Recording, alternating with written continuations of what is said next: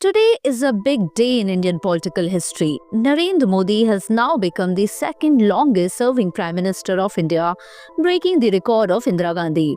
On 25th July, Modi completed 4,078 uninterrupted days in office as Prime Minister. Indira Gandhi's previous record was 4,077 days from 1966 to 1977. Now only one name is ahead of Modi, Jawaharlal Nehru, who served as PM for over 16 years. Modi's journey from Gujarat's Vadnagar to this milestone is nothing short of historic.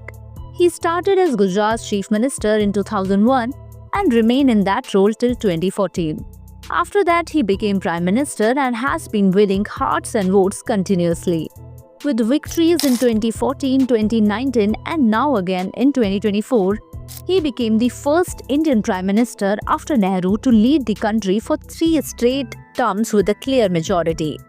Not just that, he is the only PM born after independence, the longest serving PM from a non-Congress background, and also the longest serving one from a non-Hindi speaking state. This record of 6 consecutive wins as a head of government, 3 times in Gujarat and 3 times in Delhi, makes him stand alone in Indian politics.